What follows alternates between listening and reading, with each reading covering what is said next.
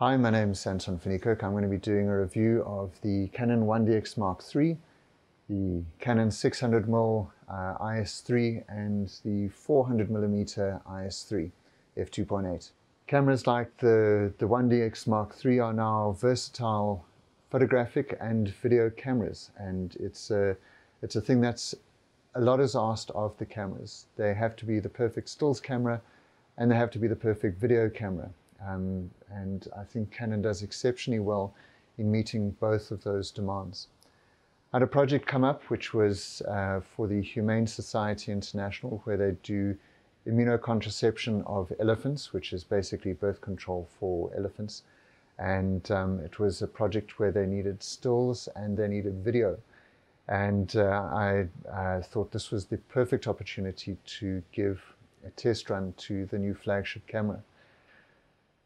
For the most part, my requirements, especially when I'm in the field doing wildlife, are very severe. I ask a lot of the equipment because the situations that I'm in are very demanding. Sometimes I'll be in the desert, well over 40 degrees, and it's hot and it's dusty, and I need a camera that's going to come and support. So with this project, elephants being darted, collared, darted with immunocontraception, helicopters, and that sort of a thing, I needed a camera that I could rely upon. And that's what this is. This is the camera that I can rely upon in any situation. We'll go into the ergonomics. Yeah, this is the way that you can, it's so comfortable to hold, and all your controls are just where you'd like them, with the thumb and the dials and all that sort of stuff. If you're needing to go onto portrait, boom, holding it like that, all my dials, my trigger buttons are there, all my thumb controls, everything are exactly where they would be if they were in this position. So if I'm using the autofocus button here and I'm changing all my other dials there, as I change around, they're in exactly the same position. And this is as comfortable as this. And I think that is something really fantastic that the 1DX Mark III and Mark II have definitely done, is this incredible ergonomics, the ease of grip. I'll see some people outside with the camera and it's a DSLR, and I think, well, they've got a 1DX series, but it's actually just a camera grip that they've put on because they want the extra battery and they want the comfort of the grip. They want to have that and that. So in other words, they upgrade to have a better battery and they upgrade to a better grip, which the 1DX offers anyway. Just on the battery is exactly the same as the 1DX Mark II series. So if you have batteries from the 1DX Mark II, the 1DX Mark III batteries will fit, and they use the same. The battery life is actually longer. So they've changed from having a dual sensor focusing system. They've gone to a single sensor, but what they did is they brought in AI, artificial intelligence, to help with the focusing system. So they showed it lots of images of different things, and that would be the item that you want to focus on. And so the camera automatically knows that that would be something that I'm going to focus on. And I'll show some examples of birds that were behind branches and animals that were behind sticks and things like that. And the camera found what I was wanting to shoot, and it actually shot on it. So the longer you have the camera, the better its learning capability is going to be. The better it's going to be able to pick up what you're shooting at. And that's going to be a fascinating thing going forward as people find out what the camera can do and as it learns from you. Now what they've got, which is new on the 1DX3, is the autofocus button there, with technology that they took from the EOS R, is actually sensitive. So as you focus on it and you move your thumb across the button, it changes the focus point or the focus area that you're looking at, which is really intuitive, and it's really something that is great. So instead of having to go down to the toggle and move your focus point, or as they have on the R, you can do it on the screen as well. You can just do it with that point. What is also very good is that just a single press will go from a single shot focus system, or press again, and it'll be AI servo. So with that single button, you can actually change settings and then move your focus point. It takes getting used to. I'm not going to lie, it was quite disconcerting when my focus point would be shifting and I wasn't realizing that I was brushing it as I was going. But it's definitely something that I think we're going to wonder why we haven't had that before. The camera has a whole lot of different port settings. You've got your USB-Cs, you've got your HDMIs, you've got your LAN connections, you've got your remote triggers, you've got all your ports that you would want on the camera. LAN if you're needing to go into networks, if you're wanting to link up onto your computer. You've got your USB-C for transferring files and uploading information. You've got your HDMI to output to monitors and recording devices like the Atmos, etc. like that. And it really helps with versatility that you can do what you want. It's got Wi-Fi capability, so if you're attached to a LAN and you need to uncouple and you're going to use a Wi-Fi, it just automatically, seamlessly adapts as it goes.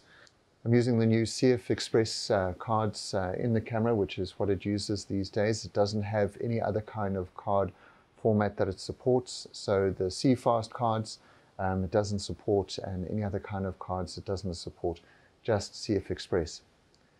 With the flagship camera, people would obviously expect that the image size is going to be the biggest image that the Canon camera, the Canon family can produce, or it's going to be the fastest this or the biggest that. The reality is it's a flagship camera that you're going to be using as a professional or as a hobbyist. It doesn't matter, but it's aimed more at the professional. The news agencies are more than happy with the 20 megapixel size image that the camera is going to be producing. So why go bigger? The other reality is because it's a 20 megapixel size image, the camera can now shoot so much faster in the burst capability. Onto the burst capability, the camera can shoot 16 frames per second in normal view, and it can shoot 20 frames per second in live view. Because it's a 20 megapixel sized image, it can shoot 1000 raw images on burst. So I can hold my finger down and it can shoot 1000 images in RAW before it says, okay, fine, I'm going to have to now reach the buffer limit. And if you're shooting in JPEG or HEIF, which is the HEIF format, which allows for greater compression, you can keep your finger on the trigger and press 20 frames per second until your card is full, intrinsically shooting a short film in a JPEG format. Some people ask, why would I shoot in 16 frames per second? Why would I shoot in 20 frames per second? As a birder, I like to have the option where I shoot the bird in as many frames as I can to see, do I want the wing open? Do I want the wing closed? What does it look like? And I create these composite images of the bird in flight, and I think they're fantastic. And that gives you the option to do that. If you're a sports photographer and you have a person coming in, they're about to score a try, or there's something intrinsic happening, you want to have that moment where you're getting all the frames and you can then pick and choose that defining moment that you're going to use. The camera uses the new Digic X processor, and the Digic X processor, I feel, gives you a lot more latitude in the RAW format, and it's incredibly versatile, and it really creates beautiful images. The low light capability is amazing. With the 7D Mark II, I shot a nightjar at 2500 ISO, and it was very grainy. I then had the same nightjar in a different position, and I thought, well, let's see what 1DX Mark III does, and I left it on auto ISO. And I shot the bird, and the camera decided that 51,000 ISO was what it was going to decide upon. And the grain, I feel, is less at 51,000 ISO on the 1DX Mark III than it was at 2005 ISO on the 7D Mark II. Yes, there is noise, but you can recover it amazingly. This camera changed the way that I shoot stills as a professional. I've always shot in full manual. I like to decide what my ISO is going to be, what my f-stop is going to be, what my shutter speed is going to be, because that's what I want out of the image. I don't want the camera deciding for me that it's going to go into an ISO, or it's going to go into an f-stop, or it's going to go into a shutter speed that I don't want for that image. I want to have that control. I want to make those decisions. For the first time in my career, with the new higher ISO capability of the camera, I actually put it on auto ISO. and not for a second was I ever disappointed. So cameras, it says it can go into 126,000 and 256,000 ISO. Do I want that much grain, and is it recoverable? I don't think that matters. It can if you wanted to. But in the usability arena, in terms of the ISO ranges that one would be using normally, the noise is more than acceptable. Yes, there is noise, and you can decide, is that good enough for you, or is it too much? I think it's more than usable for what we would demand of the camera. I left it on auto ISO even for the video that we're shooting. Obviously with video we're shooting at slower shutter speeds, and it was more than adequate and really brought out what I needed in certain areas. I was taking photographs of a Birchall's cuckoo in the tree, and it was terrible light. It was not great, but it was interesting, and I was just shooting out of curiosity. Suddenly I saw another cuckoo come into the frame, and I'd heard there was a breeding call. So I changed over to video, and I thought, well, let's change it over onto high frame rate. I was shooting with the 600mm f4 and went onto video, so it's with quite a heavy body and with quite a heavy lens. It wasn't the easiest to use, but I captured then a cuckoo mating in quite poor light, but it's a cuckoo mating, and I have it on record. I haven't actually seen a video of a cuckoo mating before, so this for me was a new thing, and that's what it allows you to capture, is those moments. So let's talk about video capability of the 1DX Mark III. It seems like with motor cars, all that people ask with the new motor vehicle is, how fast can it go? How much power does it have? No one talks about the ride quality or anything else like that. With the sports car, how fast can it go? How much power does it have? The same holds true of any flagship camera. People want to know with the video, what's the highest frame rate, and what's the biggest video format that it can record. With the 1DX Mark III, the largest video that it creates is 5K, and the highest frame rate that it can do is in PAL, 100 frames per second, and in NTSC it's 120 frames per second. Something to note with the high frame rate is it's only available in Full HD, and it still doesn't have sound. So if you're wanting to do high frame rates with sound for whatever reason, you're going to have an external sound recorder in order to do that. I'm not too sure why Canon still has that as a thing, but that's the way it is. Other than that, the camera records in a whole range of different 4K settings, Ultra HD to full 4K, and a range of integers in between that. The frame rates within that are as one would want, with all the funny little NTSC and PAL frame rate requirements within that, up to 50 frames per second. So it's got a lot of latitude of what you want to shoot. The video that I shot for the Humane Society was all in Ultra HD, and I shot it in Canon Log. The Canon Log setting I chose because it gives the widest latitude that you can get out of an image. It's a lot like shooting in RAW, just not as powerful as RAW.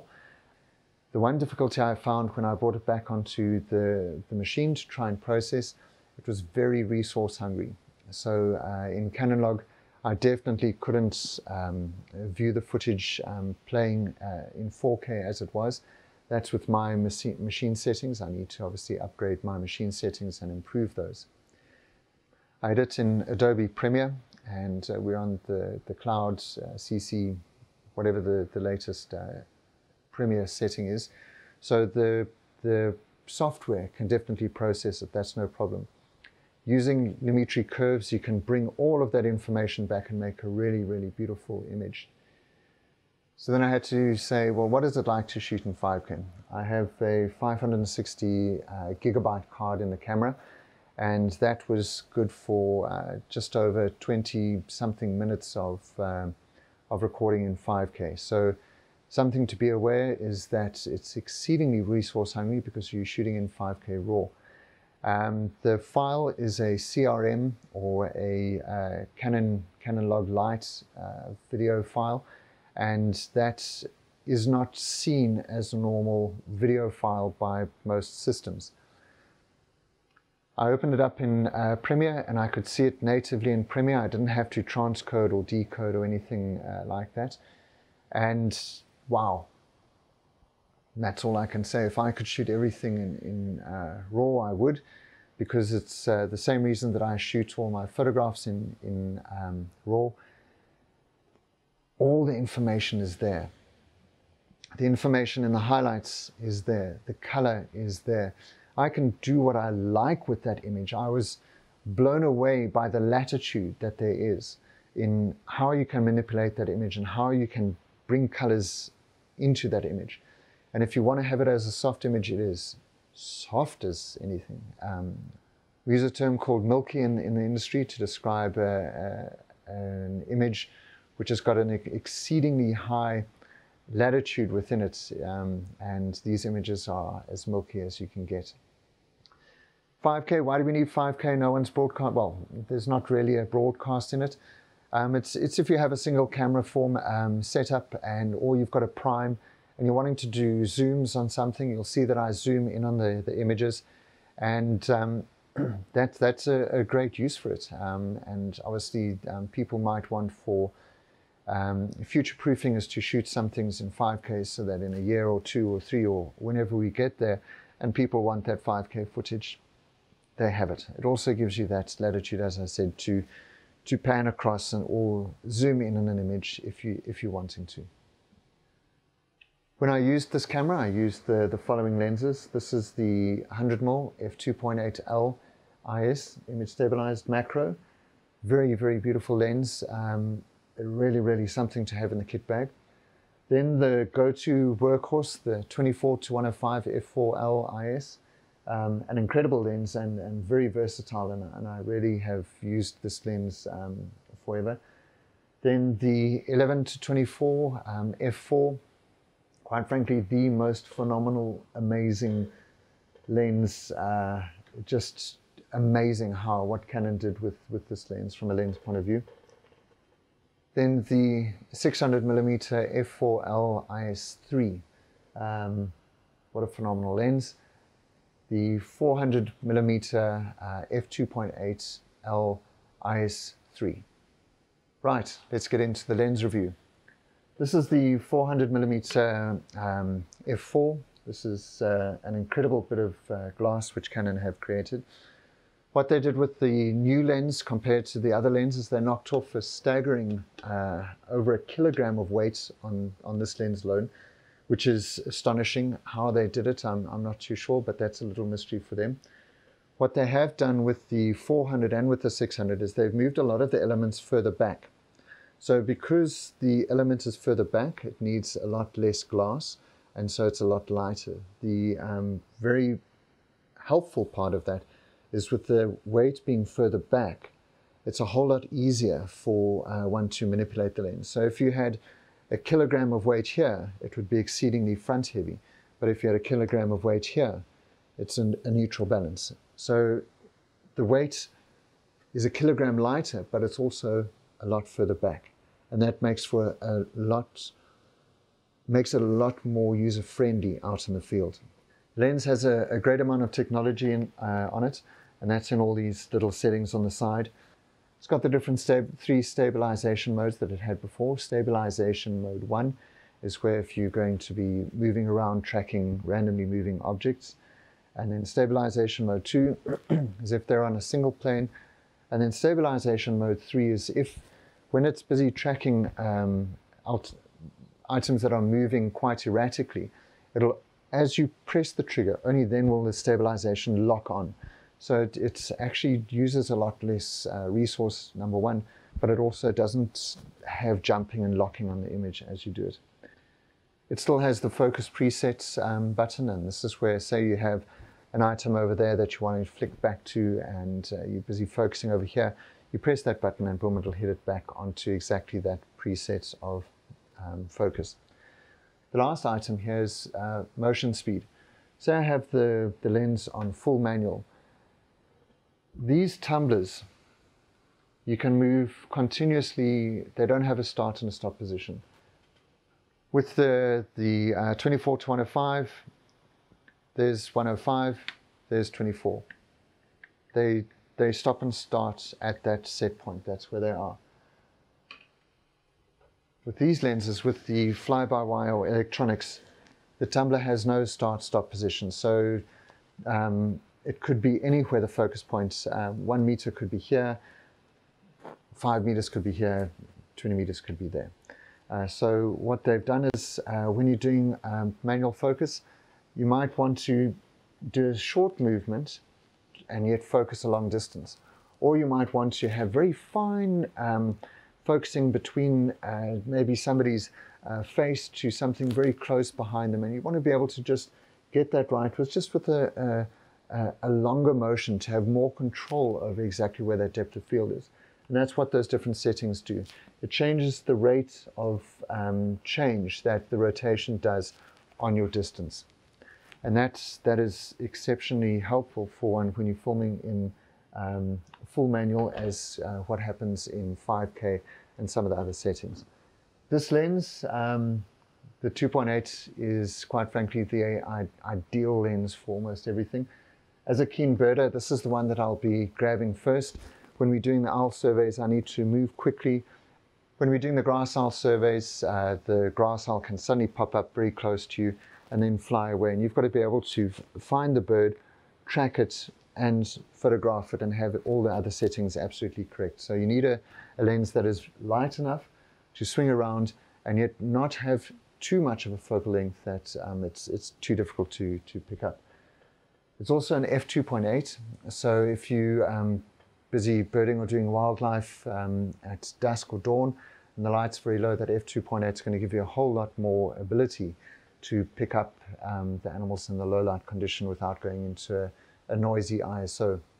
Another great thing about obviously the narrow depth of field is the fall off is incredible, and that's something that these two lenses both do, which is amazing, is an incredibly soft background, beautiful fall off, incredible bokeh with the 9 blades aperture as well. So your bokeh is beautiful, your fall off is just incredibly neutral. So the versatility as a lens for creating beautiful image is really there. The lens is incredibly fast, and that's something that I found when I did birding with the previous model and with this model. It picks up from a focus speed so quickly and so rapidly. It's a really, really great lens to use for birding, for wildlife, and for a great many uses. Obviously, being smaller in size, it's easier to maneuver in smaller areas, but it's really a fantastic lens. The 600mm has also gone on a weight loss program, not quite the 1 kilogram, but 800 grams is substantial. And they've also moved the bulk of the elements further back in the lens. So the further back the glass goes, the smaller it is, the lighter it is. And because the weight's distributed further back, that it's also at that better place for ease of use. A kilogram in the front is extremely heavy. A kilogram at the back is a lot easier to wield. The 600mm f4 also has the same modes, all the same modes that you'll find in the 400. The 3 stabilization modes. You've got your stabilization on, off, your focus preset. You've got your ability to change how far the tumbler moves and not. And something that I didn't mention in the 400 is the power focus. So that's a focus for in video where you've got autofocus, power focus, or manual focus. And that's a setting which just helps you to get those faster racks and zooms, but it's something that you really have to play with to understand to get the best out of it. The 600mm lens, what lens does a birder want? The birder wants the longest lens they can get to get closer to the birds because they're skittish and they fly away. So from a birding point of view, what you want is the 600mm lens to get as close as you can to the birds. I came across a bald ibis, a bird I'd never seen before, a lifer for me, and I had the 600 with me, but it was still further, a bit far away. I put on the doubler, and I then had a 1200mm lens, and that really gave me great images of the bird. As soon as you put on an extender, especially the doubler, you do lose in your image quality and you do lose some of your focus points. But with the 1DX Mark III, I really didn't find any problems. Even when the bird was flying, it could still actually track and pick up the bird and get very usable shots out of it. So the 600 I really found an extremely beautiful lens and incredible for birding. The trick, of course, is if you're on foot, it becomes a heavy lens, and it's long, and it's kind of how do I carry it? That's the thing. Put that onto a heavier body on it, and it does add up at the end of the day. These lenses are both quite pricey. They're not cheap lenses, but as with all L series lenses, the image is just really fantastic. It's definitely worth the money. These might be expensive lenses, but the L series lenses definitely do last. They'll go for years and years and years of very hard use, very tough situations. And all they'll need is maybe a service here and there, but they'll definitely be the most rugged lens that you'll have in your kit. These bodies are tough, and the reason that you will take a 1DX Mark III into the environments that I do with the wildlife work that I do is it can take a lick if that's what it takes. They're tough magnesium bodies. They really are robust and hard. And everything's in exactly the right place. It's exactly where you want it. As a cameraman, I'll sometimes be hired onto a feature where I'll be provided with the camera, and that's what I'm going to have to use. Or sometimes the client will want a specific camera or format or whatever it is to be used. The reason I like to return to Canon, and I've stuck with Canon for the last number of years, longer than a decade, is that the menu structure is so simple and intuitive and makes complete sense. These lenses, I know they're going to deliver the best. I know that they're going to be rugged. I know that they're going to survive everything that I put towards them. And the image quality and the color that it gives is going to be fantastic. With any of the primes, I know that they're the best lenses that I can get. I know that they're rugged. I know that they're going to deliver the job. I'm going to be happy at the end of the day, and the client's therefore going to be happy at the end of the day as well. There was an elephant that we had to put a reversal drug while we were on the ground, and then while the elephant was waking up, we had to get across to the helicopter, get in the helicopter, and then take off, belts and all normal safety, and then track the elephant to make sure that it was fine as it woke up, and I had to film that as we went. I couldn't have battery on, battery off, battery on, battery off. Is the battery enough? Do I have to change halfway through? I had to be able to get in and do the job, and anything that would come up, I had to be ready for. And that's what this battery and this body with its power saving, etc., allows me to do, is to only think, what's happening? Am I safe? Is everything else safe? That's it. So the battery life, phenomenal. The reliability, phenomenal. This is my go-to if anything can happen. I can trust and rely on this, and I know it's going to get everything that I need. It's going to get the stills, it's going to get the video, and everything's going to be great. It's the camera that I can rely on, and these are the lenses that you can rely on. You know you're going to get the shot, you know it's going to be beautiful, and they're going to work.